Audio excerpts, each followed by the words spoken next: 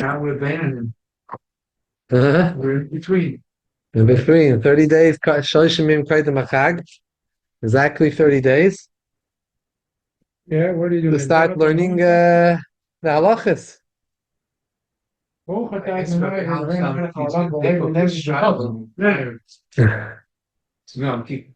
When, for last night? No, tonight. Tonight. So, this morning he had his tribal and extra. Is there another Shulchan Aruch? The Zokin and the Shmoyne Kedudim. Yeah. Shushan Purim, they wear the big day Yom Tif. Oh, for sure. Everybody say Pesach is coming. We have to get ready. What time? How are you? How you doing? Gimel. You may go top and try to get the old one. Hey, the Gimel. And you have to go to do this. Should be board. What page? Yeah. We go by the Siman. Hilchos Pesach.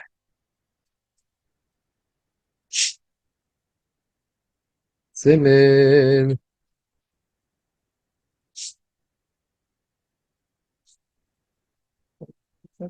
Okay, thank you. So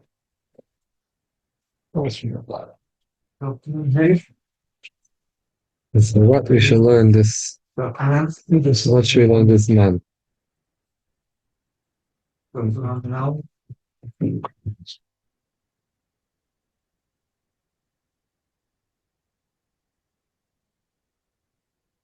Okay, everybody say, I think we should learn Tov Lamed Aleph. This man, Mechiras Chometz. Fish, Tov Lamed Aleph. No. Siman. In the new Shulchan Aruch, it's page Ches. Siman Tov Lamed Aleph.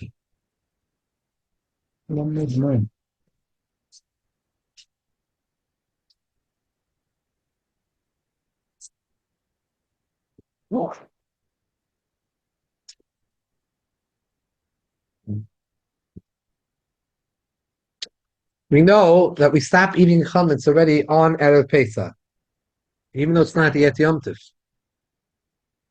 So what exactly is happening Erev Pesach, and what is happening when we hit the night of Pesach? So here, Siman Tov Lamed Aleph, Mitzvah Hashem going to discuss this. V'zman for Bedikas Chametz. Afal pi shein adam oivra chametz b'vayira b'yimatzel milel tezvav minisim eilach v'shakos of shivas yam s'er lo yimatzel v'teichen v'roi lo yira l'chas er v'chol gvucha shivas yamin. The din of bal yira bal yimatzel. We know you're not allowed to own chametz. The lavim of bal yira and bal yimatzel start by nightfall, because it's for 7 days. 7 days of Pesach starts by night. Avol, hoidim shivas yomim, prior to the 7 days, ein ne over beloisasa, shashol chametz lebesi. If you kept chametz in your house, you are not over on bayira, and you're not over on bayir matzah, you're not over on these two loisasas. So why do we have to get rid of the chametz erev Pesach? Mikol makim over on mitzvahs asay, michatzois, yoim yudal ve'elach.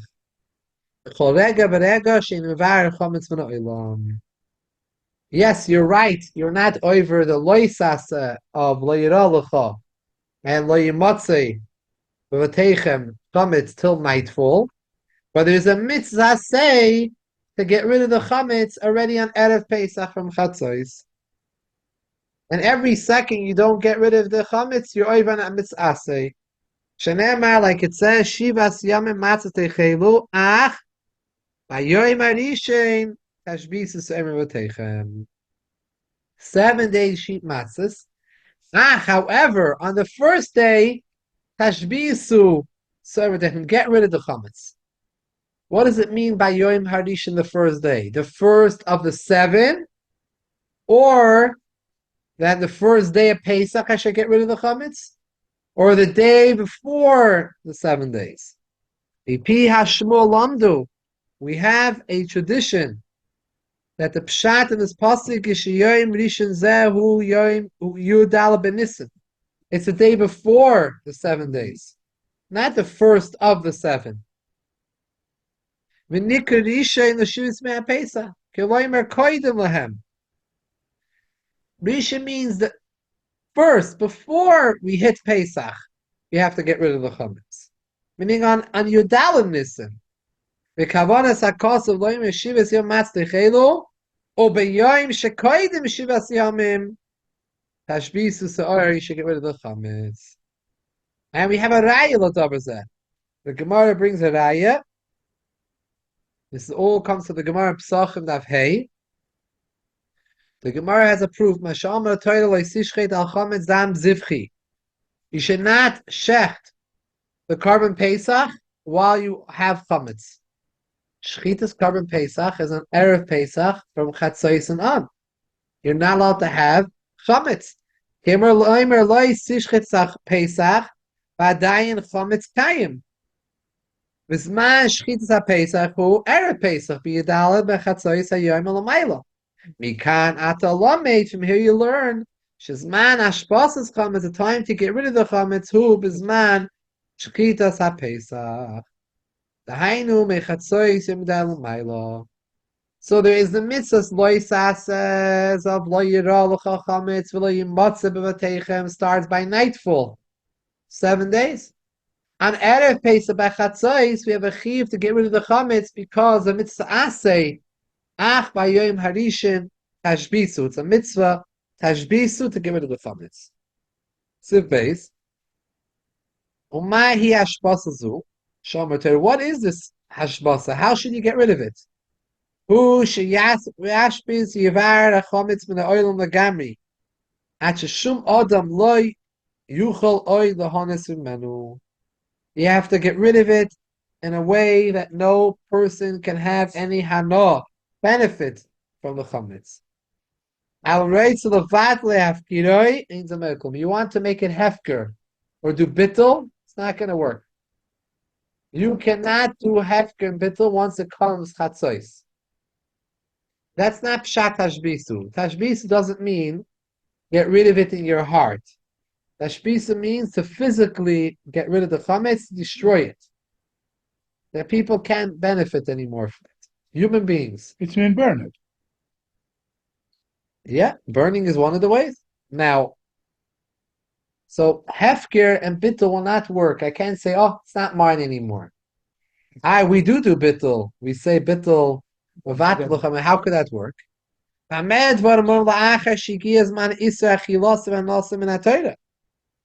mechatzois hayom yidal d'l'mayla sha'oichel nena ozman hachametz over b'laisase.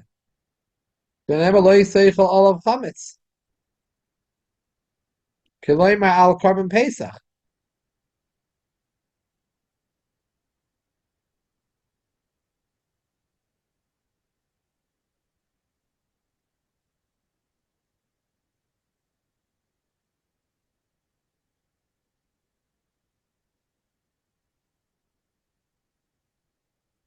Before the Zman of Isser, then you can make it bottle and hefker. But after the time, you can't make it bottle or mafkirt anymore. Why not? Why takana? Why can't after chatzos? I could say it's not mine chametz anymore. Why do I have to get rid of it? It's not mine. Hefker. I mean mafkirt. Explains the rationale over here, the Alter Rebbe. If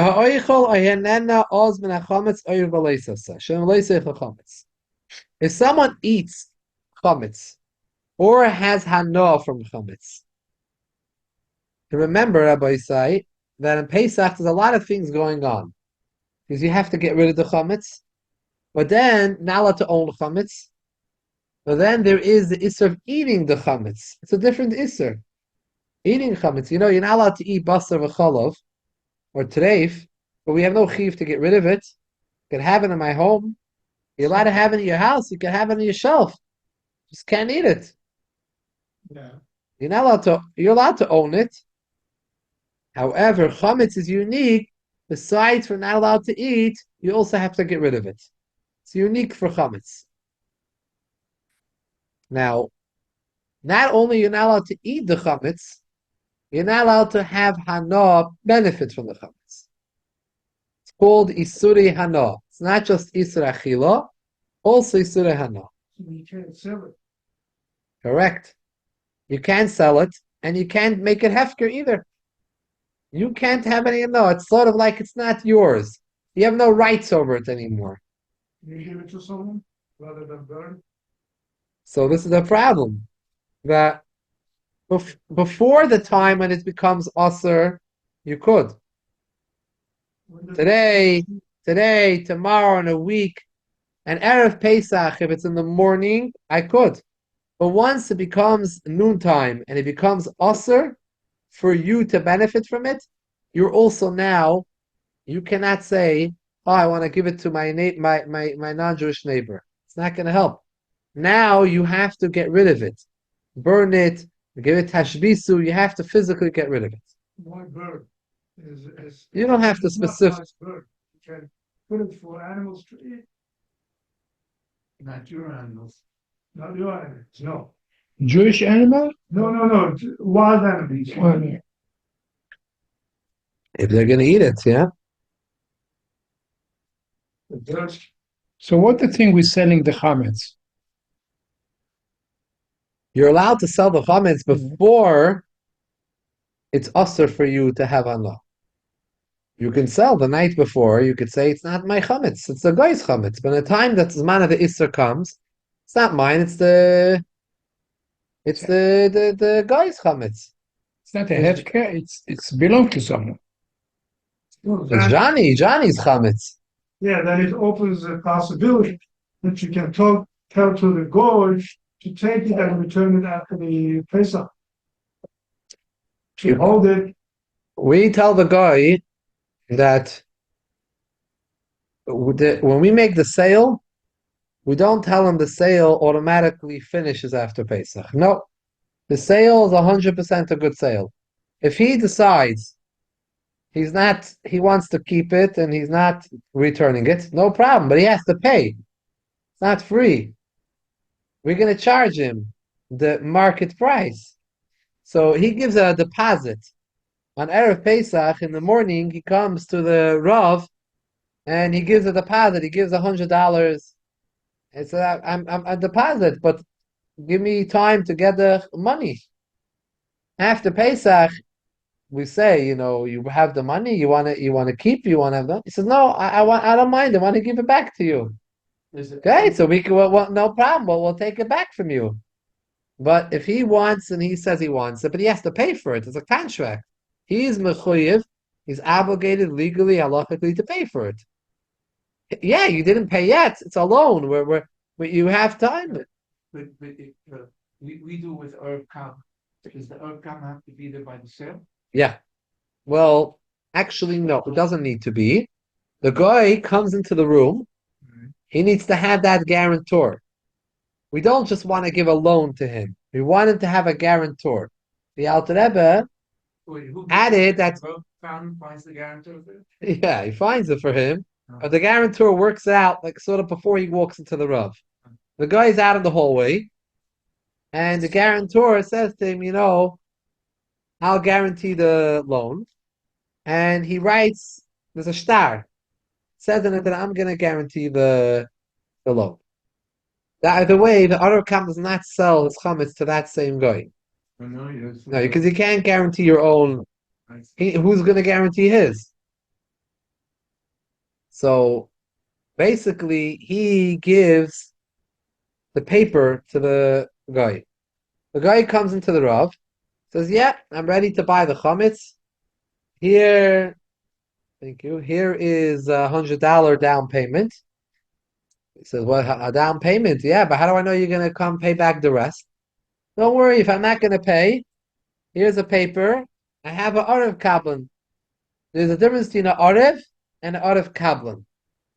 In Torah, there's Arev and Arev Kablan. The Arev means a guarantor. Arev Kablan means before we get to the Arav Kabbalah, the regular guarantor is you have to pay back the loan. If you don't pay back, go to my guarantor. Someone goes to the bank, he takes a loan. He needs to have a guarantor.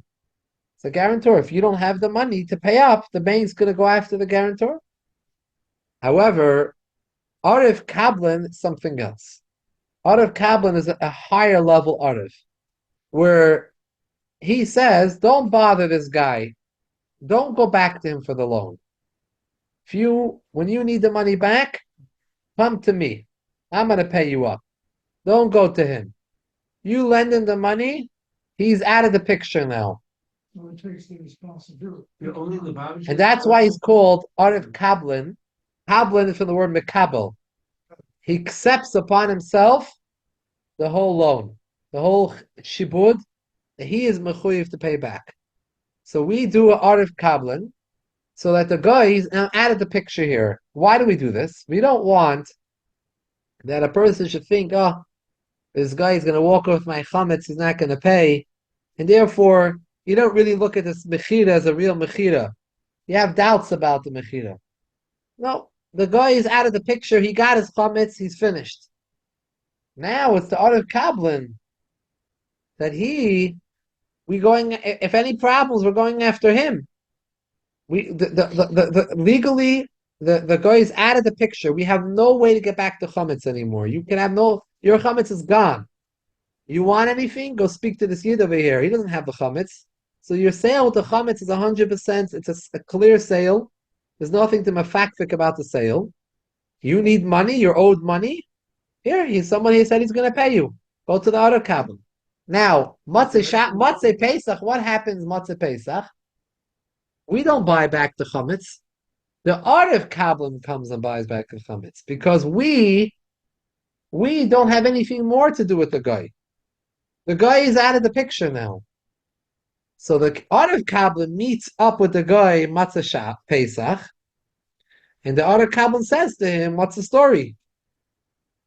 And he says, "I'm not," because he owes him now all the money. If he decides he wants to keep the chometz, he doesn't owe us money. He owes the Arav Kabbalah because the Arav Kabbalah has to pay us.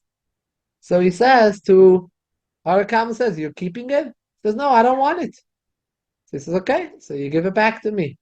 You give it back to me, and then you're not going to owe me anything." This whole thing is to remove that when the sale shouldn't be any shaila about the sale. Maybe it's not 100%. The reason b'chlal how Mechiras Chometz started in the olden days, we don't find any discussion of Mechiras Chometz. In Gemara, this wasn't the minig that everyone goes to the Rav and sells the Chometz. There's very little mention of it. It's mentioned a case where there's a Jew and a guy traveling on a boat somewhere. And it comes Pesach, so he could give it to him like as a gift to the non-Jew, and after Pesach he could give it back to him. The whole concept, the way we do it today, yeah. Well, he doesn't make a condition, but both of them on the boat, he said, "Listen, I have this. That's for you. Don't forget, in 7 days, give me back." no condition. We don't make any conditions. So it's complete. We don't want any conditions. So why if you don't give you back? It's a sham sale.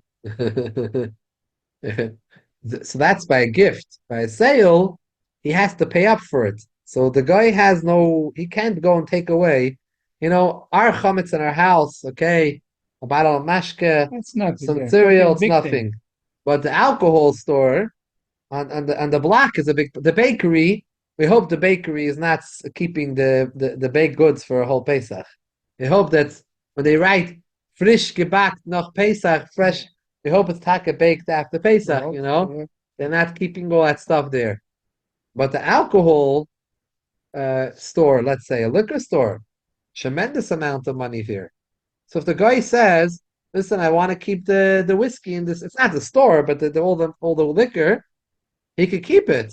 But listen, we're going to go take these documents. We're going to go after you in court. You have to pay up. You have to pay up the amount. Rabbi, it's funny. By Bet Torah, they have the guy that taking care of the goy. He and his family, Charlie, he's working there for 50 years.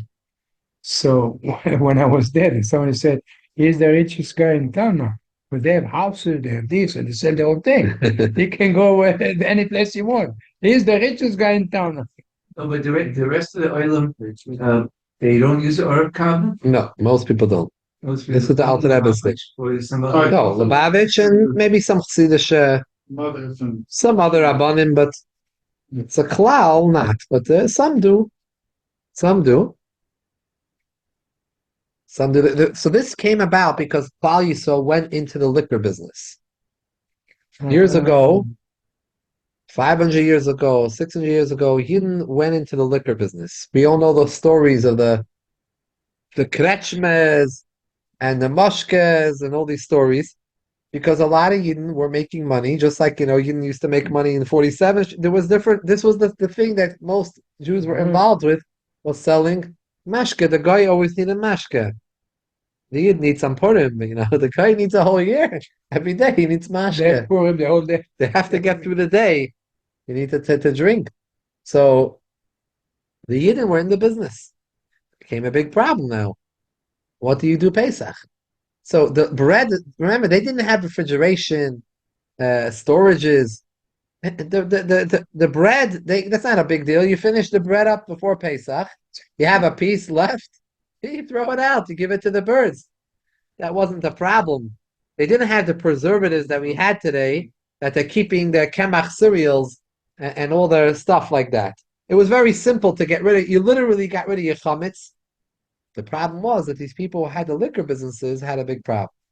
This came up, the whole concept of Mechiras Chometz, that you could keep Chometz in a big Chidush. You keep it in your house. You don't giving it to him. It's staying in your home, because how they're supposed to transfer all these barrels, and the guy has no room for it. So we not only sell it in the house, in order to make the Mechira better, we actually rent the spot where the Chometz is sitting. The guy rents that area, not just to buy, he buys the Chometz. He rents this area which the Chometz is sitting on. So it's not ours. That's why we don't go into those rooms where the Chometz is. We close off the room. Why can't we go in the room? Because we rent it now. We asked the guy, in case of an emergency, something important we forgot, we left there something in the room, we remembered Pesach, I have a suitcase in the room I'm going Chalamayit somewhere or something. So we go quickly, we take it out. But in general... But today we close the closet and we put Chometz on it, and that's it, in the house, in the kitchen. Right? In the kitchen, in the cupboard. And this is all a very big Chidush, that we are leaving the Chometz in our house, and we are renting to him the spots.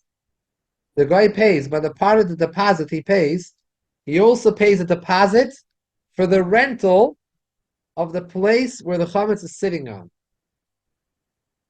The rental of the place the Chometz is sitting on. And the mashkas, the part on the mashka. Maybe if the parts really owned it, I think he leased them the place. I don't know if he owned the actual bottles of mashke. He leased the tavern, the kretschme.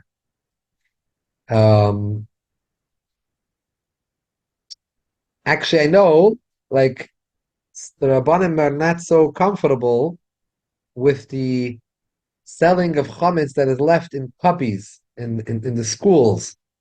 So you have the children or even older boys and girls, they leave some things in their cubby in school.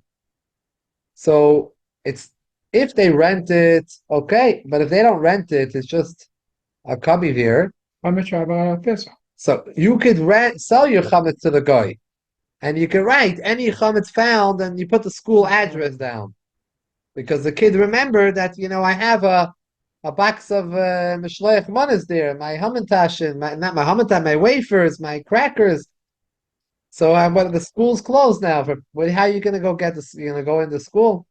So, but the problem is that because part of the mechira is that we rent to the guy the spot where the chametz is sitting on, you can't rent that property to schools. You can't rent it. So it's better to clean it all out before Pesach. If you didn't, you could still include it in the Mechira because it's an extra kinyan that we make that we rent out the place. It's better to do it that way, but if not, you have no choice. Someone remembers that they did leave something there, or in an office space that's not your office space. You don't rent there, and you left it there in your work. You write it in, and you put the office space, the address on the mechira, besides for your home.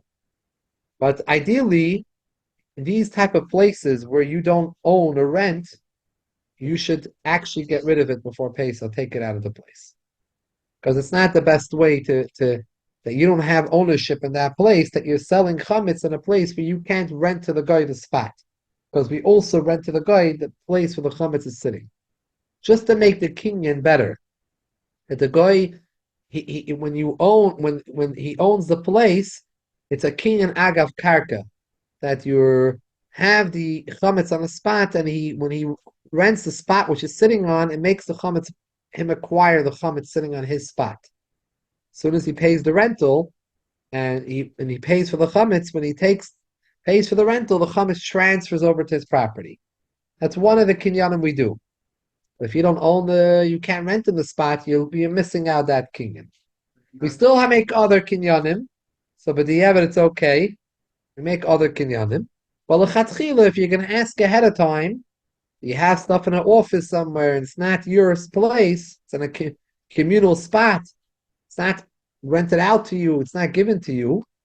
Then lechatchila, get rid of it before, so you don't have to write these places in your mechira. There are some rabbanim that in the past they wanted to know what you had. They were writing in the mechira and where in the location the house was. But there are some rabbanim like my current rav. He just wants all your address. You can sell the chametz, not the spot. Put it anywhere you want, cover it up, and that's it. Right. So it is today. A lot of people write that they write inside that in the Mishtar Mechir it says in the marked off places. In the Mekoimis Hamasumanim, in the marked off places, that's what some people like to add after they write their name on the star. They write Ubechol Makim Shehu. So this way, The Syrian doing it. you know exactly where, not clear where it is, and maybe you forgot a place. So you write Bechol Makim Shehu. So I maybe forgot a spot, so it will be included in Bechol Makim Shehu. I'll have a peace of mind that maybe in the car I left something, maybe I left something somewhere else. But you're not renting your area to the guy. It's your area. You're just selling him the chametz. Selling in the chametz, but one of the kinyanim we do we do a lot of kinyanim to satisfy all opinions that how we're going to transfer over the chametz to his property. Because remember, the chametz is sitting in our property. Right. So it's a funny situation. We're not actually physically in a normal sale. Chametz actually goes over to the person's property. Here we're keeping it by us. So to make it a stronger sale, a more valid sale according to all opinions, one of the kinyanim we do is that we rent to the guy the place where the chametz is sitting on. The place on the floor where the chametz is sitting on, that area, The closet. the whole closet is yours. we rent it to him, and it's written in the Mechira. We rent it to him, and when the chametz is sitting there, it's his chametz and his property. So it makes this kinyan more valid. And the guy actually gives to the Rav, he gives a deposit for the rental of all these places. Obviously, renting these places costs more than what he's giving. He gives $100, let's say. It's nothing. And then he gives another $100, let's say, for a deposit for the chametz. But he also pays for the rent of these places. But we do stipulate with the guy that if we need, is a very important need for us to allow us to go through that area, just because we might need to get something so we shouldn't stay there bekvius in that spot because it's not our spot. We rented that closet to him. We rented that room. You decide you can't check this room. It's too much for you for Pesach. You don't want to check it. You could take the whole room and put a piece of tape on it. I'm not going in there Pesach. But what happens in the middle of Pesach? You remembered you have something in that you mamish need Pesach. You pasha need something, you totally forgot. So then you can go in the room, but you can't stay in there. And remember also, besides for this, even you're not allowed to have chametz in your house. You're not supposed to be around hanging around chametz. Even even a guy's chametz, you're not supposed to have it hanging around your house. You're supposed to make a mechitza between you and the chametz. So either way, even regardless of this, you're not supposed to have chametz near you and around you because we're so used to chametz. A person could stick his hand out, take a box of cereal, and pour himself a bowl of cereal. Chametz is very different than the Gemara explains. Then basav v'chalav and other treifis. Those things a whole year long we don't eat. So we're so used to abstaining from these foods. Chametz, a whole year we eat chametz. So for 8 days a year, we're not touching. So it's hard for us to get used to this. So therefore, Chachamim said, listen, keep it out of sight. Put it away. Put it away behind the mechitza. You shouldn't see it. It shouldn't be around because if you find chametz on Pesach, you cover it with a bowl. You cover it with something until Chol Hamoed when you'll burn it because chametz, we're not cautious enough. We a whole year, a person takes a cracker, piece of cake, he puts it into his mouth. We don't think this is very natural for us. Well, when it comes to Mechira, even the Gemara talks about you have a behemoth and you sell it. So person requires the tangibility of an elephant, you have to have to Mashiach. It can be on your land. You have a car in your garage, you sell it to somebody, you make a start. You can't come for a week, pick it up. You're not renting him the garage space. No. I don't have, I it's the item he's selling, not it don't. I have to look into it again. It's a good question, but over here we're dealing with a non-Jew. So the question is, which kinyanim work when you're doing it with a non-Jew? It's a different mahalech because there's a shaila of which kinyanim do work and don't work, and there are various opinions. We want to satisfy all opinions. You're right. Technically speaking, it's good without it. But we want to satisfy all opinions. We don't want there to be opinions going to say that according to my opinion, the Mechira wasn't a good Mechira. We don't want anyone being able to come up in shul, put out some paper on the streets and say, that according to this Shita, it's no good to say you're only chametz. We don't want that. We make the Mechira, it's a good Mechira.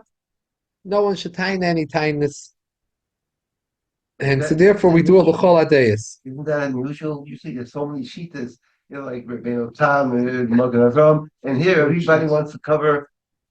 Sometimes we find that. It's a good question, but sometimes we find that. I'll tell you another area where we find that. The ones who are Mekel are Machman, the ones who are Machman. Mekel, we don't have. We find something interesting by mikvahs, building a mikvah. We build a mikveh, we build it according to all opinions, or as many as we could. We don't want someone to say, according to this opinion, the mikveh is not a good mikveh. We don't want that. So we try to cover all opinions, as many as we could, and no one should be able to make with the nose and say, this mikveh is not good according to this opinion, to that opinion. So, some say it's because of Isser Kares. Others say because it's an importance of bringing children into the world. So the mikveh, they say ever so one of the Chassidish tzaddikim, the Belzer tzaddikim, and he said that the Neshama doesn't want to come down into this world. Doesn't want. It's a terrible, dark place. The Zohar calls the guf the skin of a snake. Skin of a snake for the Neshama. It's a mishcha de chivya. What does that mean? The chivya is a snake in Aramic, and mishcha means the skin.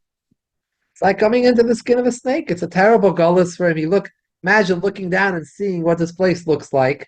Horrible place, mushchis, geneva, arayis, cheating, sheker. Well, over here in this oilam, and you're in oilam ha'emes, and look what this world is.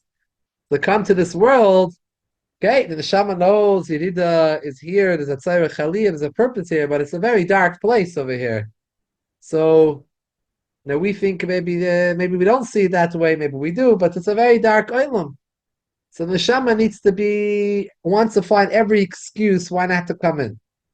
So if the neshama sees that it's going to come to this world through a mikveh, that is a shita which says in mikveh is possible, neshama says that the shita says it's possible. I don't want to come. It's possible. So in order to, so you have to satisfy that the neshama should be happy. Mikveh has to be 100% kosher. You have two Jews together, they have 3 days. We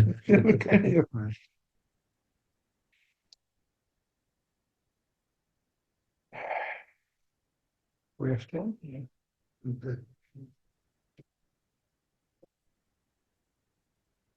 Again, I want to bring out, by the way, about the animal. You know,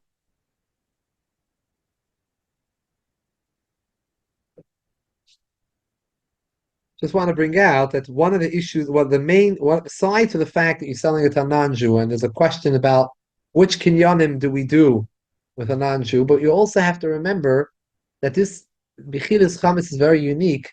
That the item you're selling is staying by you, so this is very problematic for a sale. That is staying in your reshus the whole time. This is very strange.